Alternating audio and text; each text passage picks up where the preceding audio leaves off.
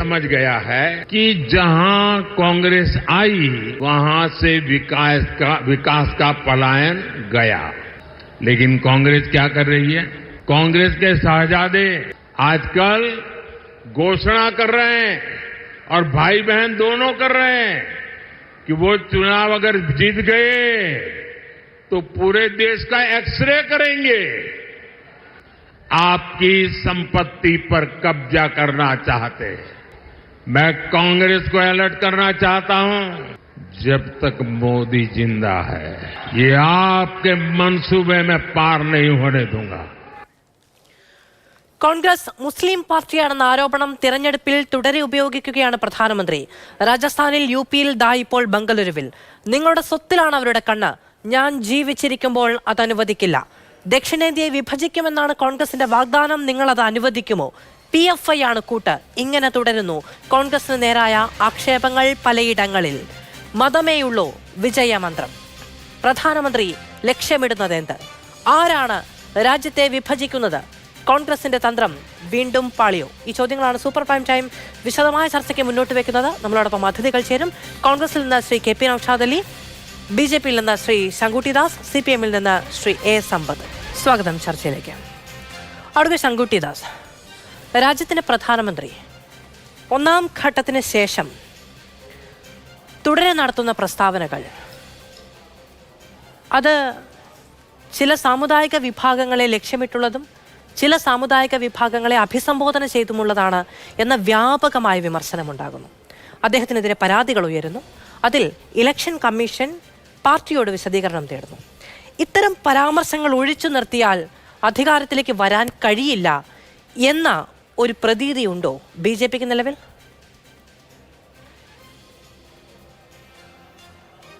ആദ്യത്തെ കാര്യം, പ്രധാനമന്ത്രിയുടെ പരാമർശങ്ങൾ ഏതെങ്കിലും സാമുദായിക വിഭാഗത്തിനെതിരെയോ അവയെ ആക്രമിക്കുന്നതോ ആണെന്ന പ്രസ്താവന ശരിയല്ല.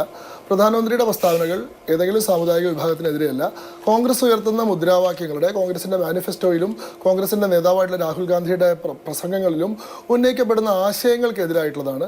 അതല്ലാതെ ഏതെങ്കിലും കമ്മ്യൂണിറ്റി ആക്രമിച്ചുകൊണ്ട് അദ്ദേഹം സംസാരിച്ചിട്ടില്ല. അദ്ദേഹം രാജസ്ഥാനിലെ ബർസ്വാനയിലാണെങ്കിലും ജലോറിലാണെങ്കിലും ഒക്കെ നടത്തിയിട്ടുള്ള പ്രസ്താവനകൾ കോൺഗ്രസിൻ്റെ വെൽത്ത് റീഡിസ്ട്രിബ്യൂഷൻ എന്ന് പറയുന്ന ആശയത്തിൻ്റെ അപകടത്തെ സൂചിപ്പിക്കുന്നതായിരുന്നു. ഇത് മുന്നേയുള്ള ചർച്ചകളിലെല്ലാം ഞാൻ വിശദീകരിച്ച് കഴിഞ്ഞിട്ടുള്ള കാര്യമാണ്.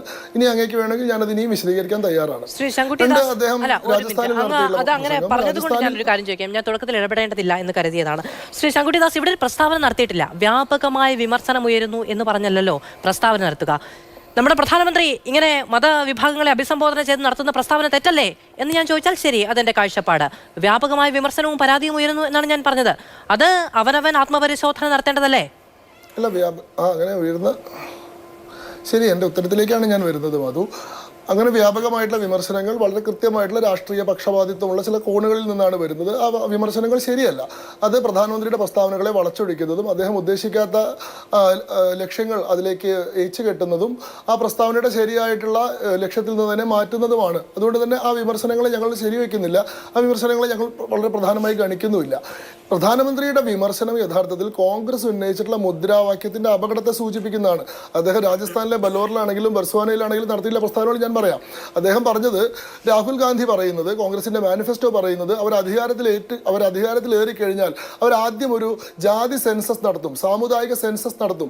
ആ സെൻസസിന്റെ അടിസ്ഥാനത്തിൽ ഈ രാജ്യത്തുള്ള ഓരോ ജാതിയുടെയും സമുദായങ്ങളുടെയും പ്രാതിനിധ്യം എത്രയാണെന്ന് കണക്കാക്കും.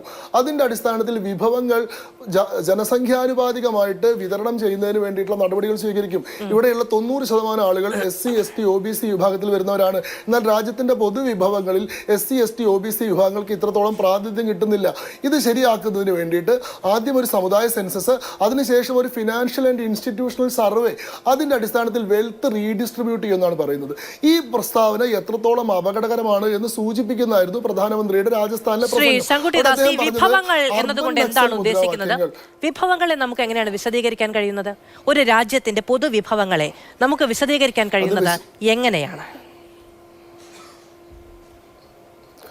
നോക്കൂ, ആ പ്രസ്താവന നടത്തിയിട്ടുള്ള രാഹുൽ ഗാന്ധിക്കാണ് അത് വിശദീകരിക്കേണ്ട ബാധ്യതയുള്ളത്. കാരണം ഏതാണ്ട് 140 കോടി ജനങ്ങൾ ജീവിക്കുന്ന ഒരു രാജ്യമാണിത്. ഇത് പണ്ട് നെഹ്റുവിൻ്റെ കാലത്തെ സോഷ്യലിസം പറഞ്ഞിരുന്ന സമയത്തുള്ള ഒരു 30 ബില്യൺ അല്ല ഇപ്പോൾ നമുക്കുള്ളത്. നമ്മുടെ ഒരു എക്കോണമി എന്ന് പറയുന്നത് അങ്ങനെ അത്രയും വലിയൊരു സൈസിലേക്ക് മാറിക്കഴിഞ്ഞു. 30 ബില്യൺ എക്കോണമി അല്ല, ഇപ്പോൾ നമ്മളൊരു 4 ട്രില്യൺ എക്കോണമിയാണ്. ഈ രാജ്യത്താണ് നിങ്ങൾ എന്തിനെയാണ് വിഭജിക്കുന്നത് എന്ന് വിശദീകരിക്കേണ്ട ബാധ്യത വരുന്നത്. കഴിഞ്ഞ ദിവസം ഹിന്ദുസ്ഥാൻ ടൈംസിൽ മോണിക്ക, അവരുടെ പേര് ഹെലൻ ആണെന്ന് തോന്നുന്നു, ഹൗ ടു മേക്ക് മണി എന്ന് പറയുന്ന പുസ്തകം എഴുതിയിട്ടുള്ള സാമ്പത്തിക വിദഗ്ധ, അവർ രാഹുൽ ഗാന്ധിയുടെ പ്രസ്താവനയെ വിമർശിച്ചുകൊണ്ട് എഴുതിയിട്ടുള്ള ഒരു ലേഖനം ഉണ്ടായിരുന്നു. അതിൽ പറയുന്നുണ്ട് ഈ വെൽത്ത് റീഡിസ്ട്രിബ്യൂഷൻ എന്ന് പറയുന്ന ആശയം എത്രത്തോളം ഡേഞ്ചറസ് ആണ്, നമ്മളെ പോലെ വലിയൊരു രാജ്യത്ത് ഇത് എത്രത്തോളം അപ്രായോഗികമാണ്. നിങ്ങളിത് എങ്ങനെയാണ് കണക്ക് കൂട്ടുന്നത്? ആളുകളുടെ ഇൻകത്തെയാണോ അതോ ആളുകളുടെ അസറ്റ്സിനെയാണോ നിങ്ങൾ റീഡിസ്ട്രിബ്യൂട്ട് ചെയ്യാൻ പോകുന്നത്? ഇൻകത്തെയാണ് നിങ്ങൾ റീഡിസ്ട്രിബ്യൂട്ട് ചെയ്യുന്നത്. അപ്പൊ അങ്ങനെ ഒരുപാട് കൺഫ്യൂഷൻസ് ഉണ്ട് അല്ലെ? ഈ ആളുകളുടെ ഇൻകത്തെയാണോ, അവനവന്റെ വീട്ടിലെ സ്വർണത്തെയാണോ, അതോ രാജ്യത്തിന്റെ മിനറൽസും ഫോറസ്റ്റും രാജ്യത്തിന്റെ പൊതുമേഖലാ സ്ഥാപനങ്ങളിൽ നിന്ന് കിട്ടുന്ന വരുമാനവും ജനങ്ങൾക്ക് അവരുടെ മുന്നോട്ടുള്ള പോക്കിന് സർക്കാരിന് നേരിട്ട് ഉപയോഗിക്കാൻ കഴിയുന്ന പണവും എല്ലാം ഉപയോഗിക്കാൻ കഴിയില്ലല്ലോ നേരിട്ട്. അങ്ങനെ ലീഗലായി സർക്കാരിന് കൈവെക്കാൻ കഴിയുന്നതിനെയാണ് വിഭവങ്ങൾ എന്ന് പറയുന്നത്. താലിമാല എന്ന കൺക്ലൂഷനിലേക്ക് എങ്ങനെ എത്തും അഡ്വക്കേറ്റ് ശങ്കുട്ടിദാസ് എന്ന് നിങ്ങൾ പറയുന്നു? രാഹുൽ ഗാന്ധി അങ്ങനെ പറഞ്ഞിട്ടുണ്ടോ? രാഹുൽ ഗാന്ധി പറഞ്ഞതിൽ താലിമാല എന്നുണ്ടായിരുന്നോ? രാഹുൽ ഗാന്ധി പറഞ്ഞതിൽ താലിമാല എന്നുണ്ടായിരുന്നോ? ഞാനൊരു കാര്യം ചോദിക്കട്ടെ. കോൺഗ്രസിന്റെ ഉത്തരവാദിത്തപ്പെട്ട നേതാവാണ്, കോൺഗ്രസിന്റെ സീനിയർ ആയിട്ടുള്ള അഡ്വൈസറാണ്, ഓവർസീസ് കോൺഗ്രസിന്റെ ചെയർമാനാണ് ശ്രീമാൻ സാം പിത്രോദ. ഈ വെൽത്ത് റീഡിസ്ട്രിബ്യൂഷനുമായി ബന്ധപ്പെട്ട് നടത്തിയിട്ടുള്ള പ്രസ്താവന എന്താണ്? അമേരിക്കയിലെല്ലാം ഇൻഹെറിറ്റൻസ് ടാക്സ് എന്ന രീതിയിലുള്ള ഒരു ടാക്സ് ഉണ്ട്. ഒരാൾ മരിച്ചു കഴിഞ്ഞാൽ അയാൾക്ക് 10 ബില്യൺ രൂപയുടെ ആസ്തി ഉണ്ടെങ്കിൽ അയാളുടെ മൊത്തം ആസ്തിയും അയാളുടെ കുടുംബാംഗങ്ങൾക്ക് കിട്ടില്ല. അതിൽ 55% ടാക്സ് ആയിട്ട് ഗവൺമെന്റ് പിടിക്കും. ബാക്കി 45% മാത്രമേ അയാളുടെ പിന്തുടർച്ചാവകാശികൾക്ക്, അയാളുടെ അടുത്ത തലമുറയ്ക്ക് ലഭിക്കുകയുള്ളൂ. എന്നാൽ ഇന്ത്യയിൽ അങ്ങനെ ഒരു ആശയമില്ല. നമ്മൾ അത്തരത്തിലൊരു ആശയം കൊണ്ടുവരേണ്ട സമയമായിരിക്കുന്നു. ഇവിടെ ഒരാൾ 10 കോടി രൂപ ഉണ്ടാക്കി മരിച്ചാൽ അയാളുടെ 10 കോടി രൂപയും കിട്ടുന്ന അയാളുടെ കുടുംബാംഗങ്ങൾക്കാണ്. ഇയാളെ വെൽത്ത് ഉണ്ടാക്കാൻ വേണ്ടി സഹായിച്ചിട്ടുള്ള സൊസൈറ്റിക്ക് അതിൽ നിന്നൊന്നും കിട്ടുന്നില്ല. ഒരു അധ്വാനവും സഹിക്കാത്ത ഇയാളുടെ കുടുംബാംഗങ്ങൾ ഈ പണം മുഴുവൻ കൊണ്ടുപോകുന്നു. ഇന്ത്യയിൽ എന്തുകൊണ്ട് ഇൻഹെറിറ്റൻസ് ടാക്സ് പോലത്തെ ഒരു ആശയം കൊണ്ടുവന്നുകൂടാ? അപ്പോൾ രാഹുൽ ഗാന്ധിയുടെ വെൽത്ത് റീഡിസ്ട്രിബ്യൂഷൻ എന്ന് പറയുന്ന ആശയത്തെ വിശദീകരിച്ചുകൊണ്ട് കോൺഗ്രസിന്റെ സാം പിത്രോദയാണ് പറയുന്നത്, നാളെ നിങ്ങൾ മരിച്ചു കഴിഞ്ഞാൽ നിങ്ങളുടെ സ്വത്ത് നിങ്ങളുടെ മക്കൾക്ക് കിട്ടുന്ന സാഹചര്യമല്ല ഉണ്ടാവുക. ഈ പറയുന്ന അൾട്രാ ലെഫ്റ്റിസ്റ്റ് ആയിട്ടുള്ള ആശയമാണ്. എല്ലാ വെൽത്തിന്റെയും കസ്റ്റോഡിയൻ എന്ന് പറയുന്നത് സ്റ്റേറ്റ് ആണ്. ഒരു വ്യക്തി എന്ന് പറയുന്നത് അയാളുടെ ജീവിതകാലത്ത് ഉണ്ടാക്കുന്നതോ ആർജിക്കുന്നതോ ആയിട്ടുള്ള സ്വത്തിന്റെ പോലും കസ്റ്റോഡിയൻ യഥാർത്ഥത്തിൽ അയാളല്ല, സ്റ്റേറ്റ് ആണ്. അത് ഏത് സമയത്തും സൊസൈറ്റിക്ക് വേണ്ടി സ്റ്റേറ്റിന് കൺഫിസ്കേറ്റ് ചെയ്യാൻ കഴിയുമെന്ന് പറയുന്നത്. ഇതാണ് നരേന്ദ്രമോദി പറഞ്ഞത്. അർബൻ നക്സൽ മുദ്രാവാക്യങ്ങൾ രാഹുൽ ഗാന്ധി ഇങ്ങനെ ഒരു പരാമർശം നടത്തുന്നു. രാഹുൽ ഗാന്ധി ഇങ്ങനെ ഒരു പരാമർശം നടത്തുന്നു. ഏപ്രിൽ 7 ഹൈദരാബാദിൽ വെച്ച് പരാമർശം നടത്തുന്നു. അത് അവരുടെ പ്രകടന പത്രികയിൽ എവിടെയും പറഞ്ഞിട്ടുള്ള ഒന്നല്ല. രാഹുൽ ഗാന്ധി പല പരാമർശങ്ങൾ നടത്തുന്നു, നരേന്ദ്രമോദി പല പരാമർശങ്ങൾ നടത്തുന്നു. ഇത് രാജ്യത്ത് നിയമമായി വരാൻ പല കടമ്പകളുണ്ട്. അവിടെയാണ് ഞാൻ നേരത്തെ ചോദിച്ചത്, നിങ്ങളുടെ ഈ പറയുന്ന നിങ്ങളുടെ സ്വത്ത് പിടിച്ചെടുക്കും, നിങ്ങളുടെ താലിമാലകൾ നിങ്ങൾക്ക് നഷ്ടപ്പെടുമെന്ന കൺക്ലൂഷനിലേക്ക് വരികയും ആധികാരികമായി അത് പറയുകയും ചെയ്യുമ്പോൾ അത് വിശദീകരിക്കേണ്ട ഉത്തരവാദിത്തം പറഞ്ഞവർക്ക് മാത്രമല്ല വ്യാഖ്യാനിച്ചവർക്കുമുണ്ട്. അതില്ലാതെ പോകുന്നത് എങ്ങനെയാണ്? അതില്ലാതെ പോകുന്നത് അവിടെ രാഷ്ട്രീയ ലാഭം എന്നിടത്തേക്ക് കണ്ണുവെക്കുന്നത് കൊണ്ടാണ്. നോക്കൂ, ഒന്നാമത്തെ കാര്യം രാഷ്ട്രീയം തന്നെയാണ് നമ്മൾ തെരഞ്ഞെടുപ്പിന്റെ സമയത്ത് സംസാരിക്കുക. അല്ലാണ്ട് രാഷ്ട്രീയ ലാഭം ഇല്ലാതെ അല്ലല്ലോ ആളുകൾ സംസാരിക്കുക. രാഷ്ട്രീയ ലാഭത്തിന് വേണ്ടി രാഷ്ട്രീയം സംസാരിക്കാമെന്ന് പറഞ്ഞതുപോലെ ഇതിലെന്ത് രാഷ്ട്രീയം? നോക്കൂ, ഞാനൊന്ന് പറയട്ടെ, നിങ്ങളിങ്ങനെ തുടർച്ചയായിട്ട് ഇടപെടാതിരിക്കൂ. അതായത് നരേന്ദ്രമോദി സാധാരണ ജനങ്ങൾക്ക് ഈ കോൺഗ്രസ് പറയുന്ന വെൽത്ത് റീഡിസ്ട്രിബ്യൂഷൻ എന്താണെന്ന് മനസ്സിലാകുന്ന മട്ടിൽ വിശദീകരിച്ചു കൊടുക്കുകയാണ് ചെയ്യുന്നത്.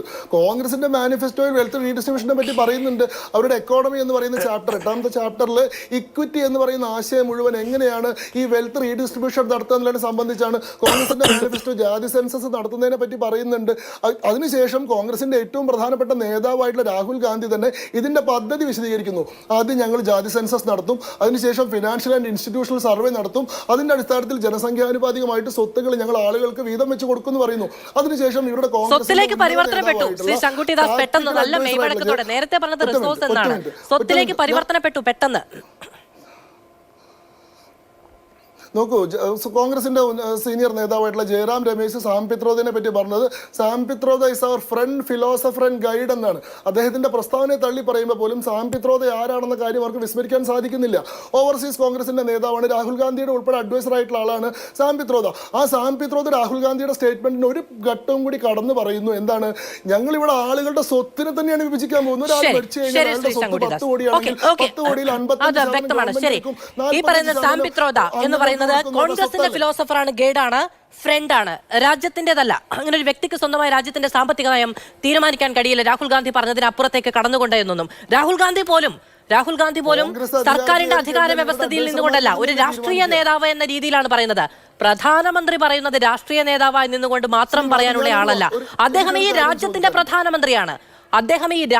പ്രധാനമന്ത്രിയാണ്. നുഴഞ്ഞുകയറ്റക്കാരെന്ന്, കൂടുതൽ കുഞ്ഞുങ്ങൾ ഉണ്ടാക്കുന്നവർ എന്ന് ഒക്കെ ആരെങ്കിലും ഒക്കെ വിശദീകരിക്കുന്ന ആള് ഈ രാജ്യത്തിന്റെ പ്രധാനമന്ത്രിയാണ്, അവരുടേതു കൂടിയായ പ്രധാനമന്ത്രിയാണ് എന്നിടത്താണ് പ്രശ്നം. രാഹുൽ ഗാന്ധി മോദിക്ക് സമനല്ല നമ്മുടെ ജനാധിപത്യ വ്യവസ്ഥയിൽ എന്നുള്ളിടത്താണ് വിമർശനം വരുന്നത്. അത് ഉൾക്കൊള്ളാൻ കഴിയാത്തത് സാം പിത്രോദ പറഞ്ഞു. ആരാണ് ഈ സാം പിത്രോദ? അദ്ദേഹം കോൺഗ്രസിന്റെ ഗൈഡാണ്, ഫ്രണ്ടാണ്, ഫിലോസഫറാണ്, രാജ്യത്തിന്റെ ആരാണ്? ശരി, ഇപ്പൊ സാം പിത്രോദ ആരുമല്ല. പക്ഷെ സാം പിത്രോദയാണ് കോൺഗ്രസിന്റെ നയം, UPA സർക്കാരിന്റെ 1-2 കാലഘട്ടത്തിൽ കോൺഗ്രസിന്റെ നിർണായകമായിട്ടുള്ള നയങ്ങളൊക്കെ രൂപീകരിക്കുന്നതിൽ പ്രധാനപ്പെട്ട പങ്ക് വഹിച്ചിട്ടുള്ള ആള്. ഈ പറയുന്ന MGNREGA പോലെ അല്ലെങ്കിൽ ആധാർ പോലെയുള്ള കാര്യങ്ങളുടെ എല്ലാം നയം രൂപീകരിക്കുന്ന നാഷണൽ അഡ്വൈസറി കമ്മിറ്റിയിൽ അംഗമായിരുന്ന ആളാണ് സാം പിത്രോദ. കോൺഗ്രസ് അധികാരത്തിൽ ഏറി കഴിഞ്ഞാൽ ഈ പറയുന്നത് പോലെ നയരൂപീകരണ സഭകളിൽ നിർണായകമായിട്ടുള്ള സ്ഥാനവും പ്രാതിനിധ്യവും ഉണ്ടാകാൻ പോകുന്ന ഒരാളാണ്.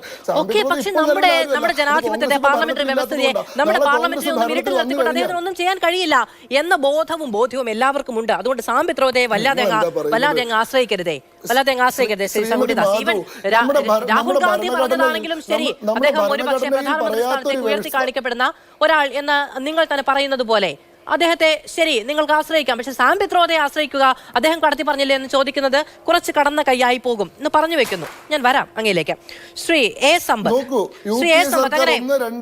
ഭരിച്ച കാലത്ത് ഈ പറയുന്ന ഭരണഘടനാപരമായിട്ടുള്ള സമിതികൾക്കെല്ലാം മുകളിൽ നാഷണൽ അഡ്വൈസറി കമ്മിറ്റി എന്ന് പറയുന്ന ഒരു കമ്മിറ്റി, സോണിയാഗാന്ധി അധ്യക്ഷയായിട്ടൊരു കമ്മിറ്റി ഉണ്ടായിരുന്നു. ആ കമ്മിറ്റിക്ക് പ്രധാനമന്ത്രിയുടെ മുകളിൽ അധികാരം ഉണ്ടായിരുന്നു. എങ്ങനെയാണ് നമ്മുടെ ഭരണവ്യവസ്ഥയിൽ അത് നടന്നത്? സംവരണം അടക്കമുള്ള വിഷയങ്ങളൊന്നും പാർലമെന്റിൽ അല്ലാതെ ഈ പറയുന്ന ഒരു കമ്മിറ്റികളിലും തീരുമാനം എടുക്കാനും മാറ്റാനും കഴിയില്ല എന്ന് ശ്രീ ശങ്കുട്ടിദാസിന് അറിയാം. ഞാൻ വരാം, അങ്ങൊന്ന് വഴങ്ങൂ. ശ്രീ എ സമത്ത്, അങ്ങനെ സാം പിത്രോദ കടത്തി പറയുന്നിടത്ത് രാജ്യത്തിന്റെ വെൽത്ത് പുനർവിതരണം നടത്താനുള്ള തീരുമാനത്തിലേക്ക് രാജ്യം എത്തും.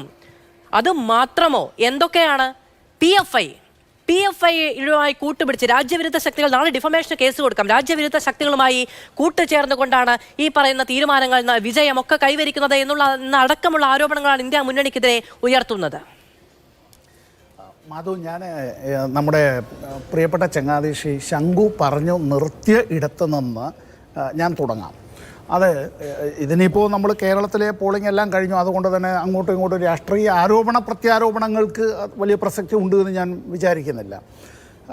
ഇവിടെ 1ാം UPA സർക്കാർ എന്നതിൻ്റെ രൂപീകരണവുമായി ബന്ധപ്പെട്ട കാര്യം, അന്ന് ഡോക്ടർ മൻമോഹൻ സിംഗ് ഇന്ത്യയിലെ ലോക്സഭയിലെ ഏറ്റവും വലിയ രാഷ്ട്രീയ കക്ഷിയുടെ നേതാവല്ല. On the floor of the house അന്ന് അംഗസംഖ്യ കൊണ്ട് ഏറ്റവും വലിയ രാഷ്ട്രീയ കക്ഷി കോൺഗ്രസ് അല്ല. കോൺഗ്രസ് അതിൻ്റെ നേതാവ് എന്നുള്ള നിലയിൽ ശ്രീമതി സോണിയാഗാന്ധിയെ തീരുമാനിക്കുമ്പോഴും മറ്റ് പല അന്നത്തെ പ്രതിപക്ഷ പാർട്ടികൾ അങ്ങനെ ഉണ്ടായിരുന്ന അവരിൽ വ്യത്യസ്ത അഭിപ്രായങ്ങൾ ഉണ്ടായിരുന്നു. അതുമായി ബന്ധപ്പെട്ട് ഒരു സമവായത്തിലേക്ക് എത്തുന്നത്, ഡോക്ടർ മൻമോഹൻ സിംഗ് പ്രധാനമന്ത്രിയാകുന്നത്, ഇടതുപക്ഷം ഉൾപ്പെടെയുള്ള പാർട്ടികൾ അത്തരത്തിൽ ഒരു പൊതു മിനിമം പരിപാടിയുടെ അടിസ്ഥാനത്തിലാണ് ആ പിന്തുണ നൽകുന്നത്. ഒരു കോമൺ മിനിമം പ്രോഗ്രാം. ആ CMPയിൽ ആ പൊതു മിനിമം പരിപാടിയുടെ അടിസ്ഥാനത്തിലാണ് മഹാത്മാഗാന്ധി ദേശീയ ഗ്രാമീണ തൊഴിലുറപ്പ് പദ്ധതി അത് പാർലമെൻറ്റ് പാസ്സാക്കുന്നതും അത്തരത്തിൽ വരുന്നതും. CPM ഉൾപ്പെടെ പറഞ്ഞത് ഇത് പട്ടണപ്രദേശങ്ങളിലേക്ക്, നഗരങ്ങളിലേക്കടക്കം വ്യാപിപ്പിക്കണം, ഇത് ഗ്രാമങ്ങളിൽ മാത്രം ഒതുങ്ങിയാൽ പോരാ. ഒന്ന്. രണ്ടാമത്തെ കാര്യം, വിവരാവകാശ നിയമവുമായി ബന്ധപ്പെട്ട് ഏറ്റവും കൂടുതൽ ഇടപെടൽ നടത്തിയിട്ടുള്ള ആൾ കേരളത്തിൽ നിന്നുള്ളൊരു പാർലമെൻറ്റ് അംഗമാണ്. അദ്ദേഹത്തിൻ്റെ പേര് വർക്കല രാധാകൃഷ്ണൻ എന്നാണ്. അദ്ദേഹത്തിൻ്റെ ചരമദിനം കൂടിയായിരുന്നു നമ്മുടെ ഈ പോളിംഗ് കഴിഞ്ഞ് 26-ാം തീയതി. പൊതുമിനിമം പരിപാടിയുമായി ബന്ധപ്പെട്ട കാര്യങ്ങൾക്ക് അത്തരത്തിൽ ഇടപെട്ടത് കൊണ്ടാണ്, ഇടതുപക്ഷത്തിൻ്റെ ഇടപെടൽ ഉണ്ടായിരുന്നത് കൊണ്ടാണ് ഒന്നാം UPA സർക്കാരിൻ്റെ കാലത്ത് അങ്ങനെ ഒരു സെല്ലിംഗ് സ്പ്രീ നടത്താൻ കഴിഞ്ഞില്ല. എന്തിൻ്റെ? പൊതുമേഖലാ സ്ഥാപനങ്ങളുടെ അത്തരത്തിലുള്ള വിറ്റഴിക്കൽ എന്നുള്ളത് കഴിഞ്ഞില്ല എന്നുള്ളത്. ഇപ്പോൾ ഇതെന്തുകൊണ്ടാണ് ഞാനിത് പറഞ്ഞത് എന്ന് പറഞ്ഞാൽ, ഇവിടെ മാധു ചോദിച്ച ചോദ്യവുമായി ബന്ധപ്പെട്ട് പ്രിയപ്പെട്ട ശംഖു പറഞ്ഞപ്പോൾ ഇക്കാര്യത്തിൽ റിസോഴ്സ് എന്നുള്ളത്, അസറ്റ് എന്നുള്ളത്, ഇതിനെല്ലാം നമ്മുടെ ഈ സാമ്പത്തിക ശാസ്ത്രത്തിൽ അതിൻ്റേതായ നിർവചനങ്ങൾ തന്നെയുണ്ട്. സ്വത്ത് എന്നത്, വിഭവങ്ങൾ എന്നുള്ളത്, അത്തരം കാര്യങ്ങളെ സംബന്ധിച്ച് ഞാനിപ്പോൾ ഇവിടെ പറയാൻ ആഗ്രഹിക്കുന്ന അത്രേ ഉള്ളൂ. ഞാൻ 2 മിനിറ്റ് എടുത്ത് ഞാൻ ഈ കാര്യത്തെ സംബന്ധിച്ച് ചുരുക്കാം. കാരണം BJPയുടെയും കോൺഗ്രസിൻ്റെയും നേതാക്കൾ തന്നെ ആ കാര്യത്തെ സംബന്ധിച്ച് കൂടുതൽ പറയട്ടെ. BJPയുടെ സ്റ്റാർ ക്യാമ്പയിനർ ആരാണ്?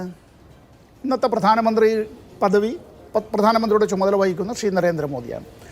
അദ്ദേഹത്തിൽ നിന്ന് ഇന്ത്യയുടെ ചരിത്രത്തിൽ ഒരു പ്രധാനമന്ത്രിമാരുടെയും നാവിൻ്റെ തുമ്പിൽ നിന്ന് വന്നിട്ടില്ലാത്ത വിധത്തിൽ തൻ്റെ രാഷ്ട്രീയ എതിരാളി ശത്രുക്കളല്ല എന്നുകൂടി കാണണം. രാഷ്ട്രീയ എതിരാളികൾ ശത്രുക്കളല്ല. ഒരു തെരഞ്ഞെടുപ്പിൽ മത്സരിക്കുമ്പോൾ പോലും മറുഭാഗത്ത് നിൽക്കുന്നവർ ശത്രുവല്ല. അതിന് മറ്റു വിധത്തിൽ എന്തൊക്കെ പറഞ്ഞിരുന്നാലും എതിരാളിയാണ്, ശരി.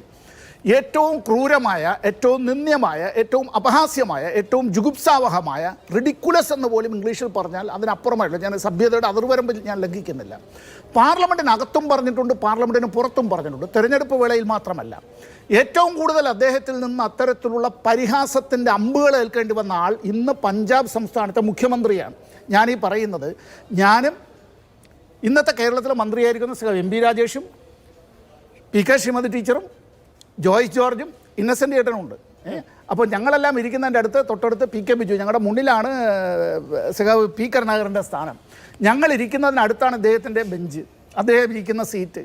പലപ്പോഴും അപ്പുറത്ത് BJPയിലെ ഏതെങ്കിലും അത്തരത്തിൽ MPമാരോ അതല്ല എങ്കിൽ ഒരു മന്ത്രിയോ ഒക്കെ വല്ലാതെ ഇങ്ങനെ ഈ ഭത്സിക്കുന്ന നിലയിലേക്ക് പറഞ്ഞാൽ അത് നമുക്ക് മനസ്സിലാവും.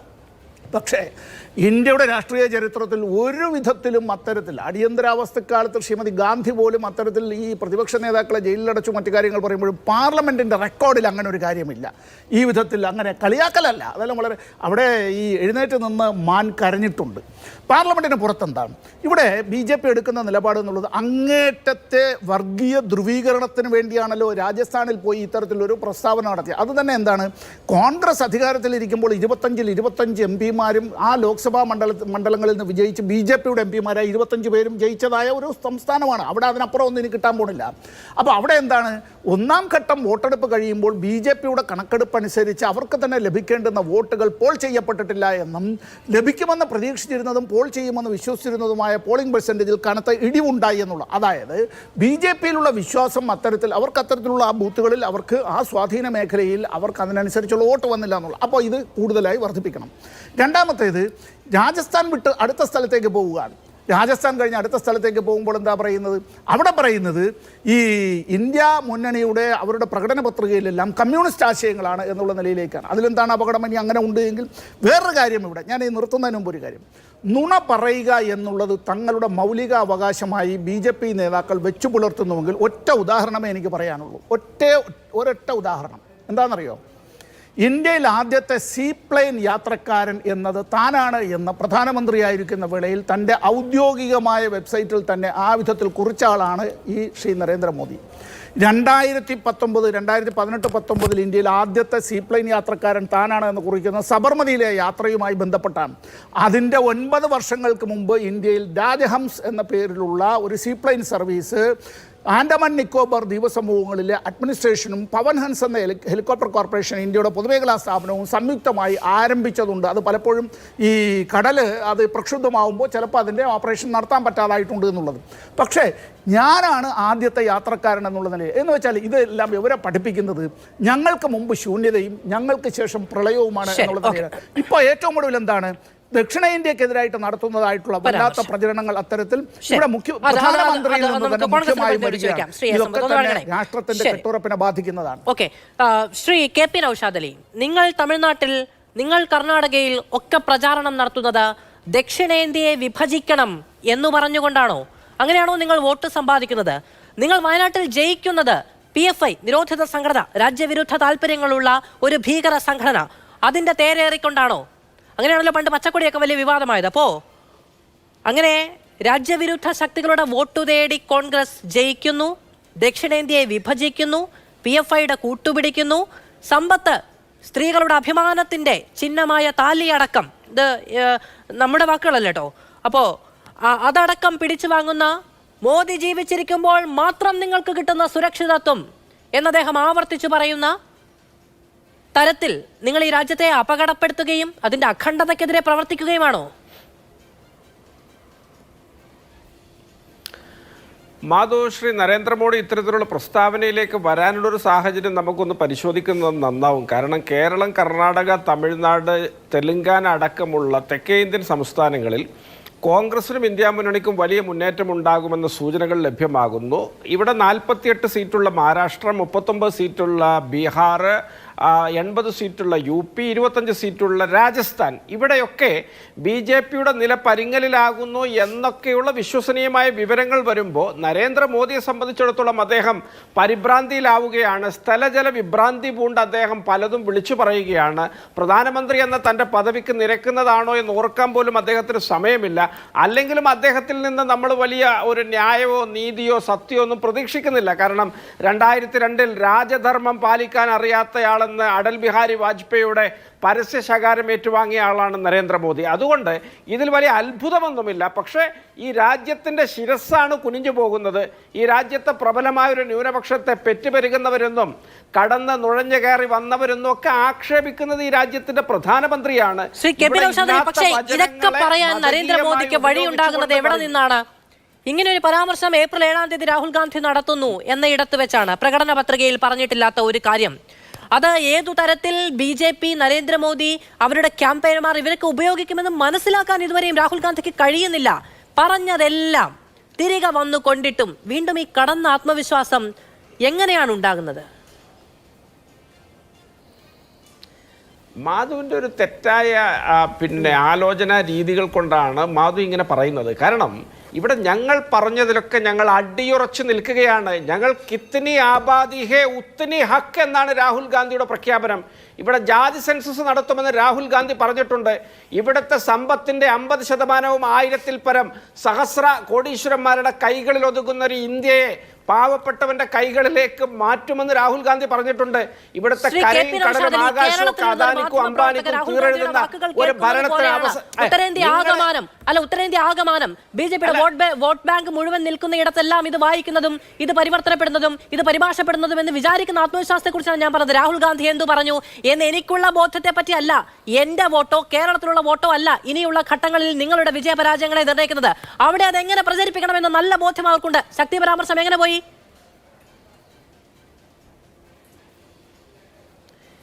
മാധു, ഇവിടെ എല്ലാ കാലത്തും ഇത്തരത്തിലുള്ള അസത്യത്തിന് മേൽ അസത്യം പറഞ്ഞു കഴിഞ്ഞാൽ ഇവിടെ ധ്രുവീകരണം ഉണ്ടാകും, തെരഞ്ഞെടുപ്പ് നേട്ടമുണ്ടാകും എന്നൊക്കെ കരുതുന്ന ഒരു മിഥ്യയിൽ നിന്ന് ഈ രാജ്യത്തിന് എന്തെങ്കിലും ഒരു മോചനം വേണം.